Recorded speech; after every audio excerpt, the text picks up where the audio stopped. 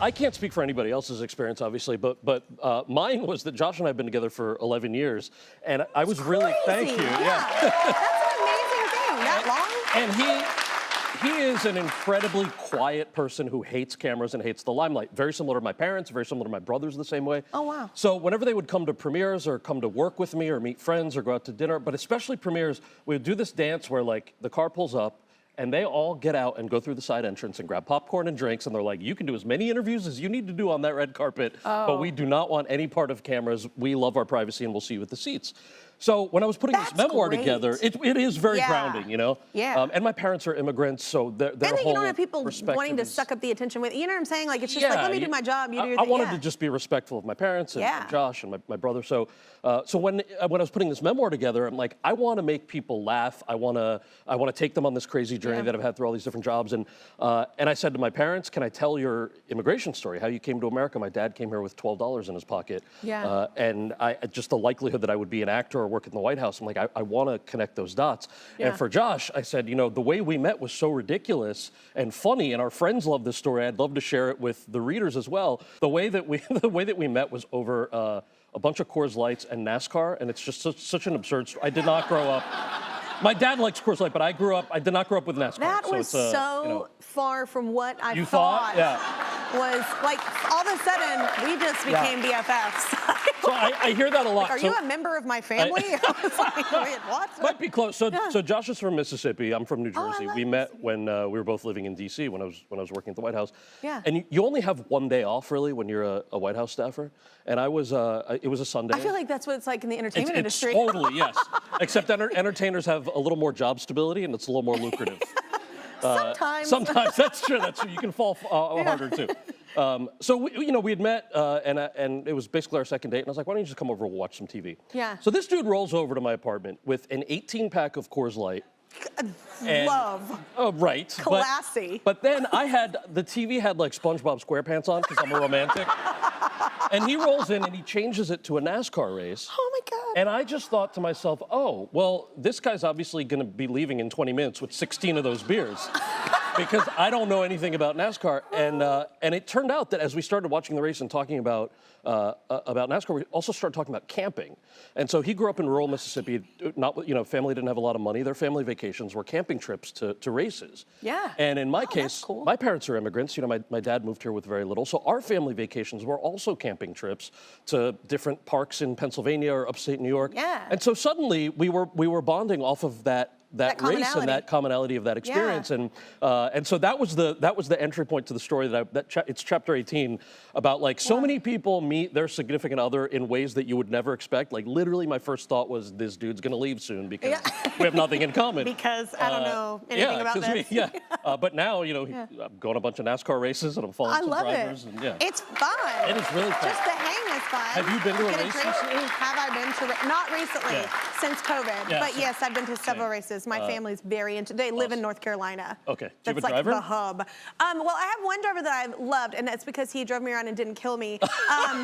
That's Jimmy Johnson. He was my favorite. Yeah, but that's just because he didn't kill me, and I am not a fan of speed like that. Yeah. I am very chill. I like I like a ride. Like cruising. With a great soundtrack. Yeah. I'm not getting anywhere fast. Yeah. Nope. I feel that. Nope. So you said in the book that you applied online to work at the White House, which I think is awesome. Is there somewhere I can go online to apply to work at the White House? There was. I don't know if there is in the current administration. I mean, this is. I'd be really good. I think this is like chapter 11 in the book or something where I was like, I guess I do need to come clean about how I actually. Everybody asks, how did you end up working at the White House? And I did volunteer for the campaign for about a year and a half.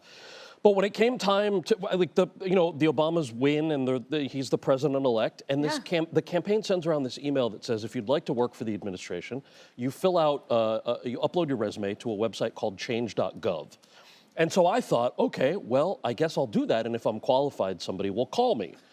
And I didn't think the logical thing. Look, as artists, we don't apply for traditional jobs, right? So, of course, I had heard people. What you do if things are going wrong, right, which is fine too. Yeah. But you fill out your resume and then you're supposed to call people you know and use your networks to highlight that you apply. I didn't know any of this, so I fill out my resume at change.gov. I put it up there. The only person I told was my manager, my acting manager. And I said, hey, I might take a sabbatical from my first love and try this crazy thing if I get this job. And my manager is like every character from the TV show Entourage in one person. So he's like That's a lion amazing. with a heart of gold. So he goes, okay, whatever, you're not going to do that. And then he goes, but if you do, great.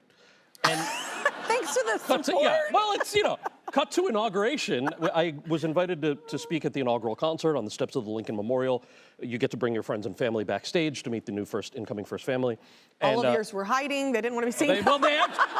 It's funny you say that. They were like, are there cameras there? And I was like, well, it's a concert. Like, yes. So it's the first black president's inaugural concert on the steps of the Lincoln Memorial. I think they're going to capture it. There are cameras. And they said, what about backstage? And I said, no. They're like, great. So they did come. I love that. But Mrs. Obama, who I hadn't met before, she's shaking hands and she meets my parents, my brother, and my manager's with us. And she says, I hope you stay involved. And I said, yeah, no, I definitely plan on it. And he says, well, Cal applied for a job, right? And I was like, no, this is not how this works. Stop. Oh. And she says, what do you mean? And he goes, yeah, he applied for a job at the White House and nobody even called him back. Oh my God, how far have you dug into the ground I was to get away, escape from this moment? Horrified. And again, remember, every character from Entourage, right, in one. So I was like, Dan, please stop. And she goes, what do you mean? Who did you apply with? And I said, I put my resume on change.gov. And that's the moment I realized that I was kind of a dummy. Maybe. And she called the president over and says, tell him what you just told me. Because she's like, this is unbelievable. By the way, we all know this now that it's been so many years, but Mrs. Obama has a very low threshold. I know, and it's amazing, and she's so sweet and funny, too. Absolutely. Yeah. So through that conversation, then, they said, well, let's have somebody who's actually in charge of hiring look at that resume and reach out to you.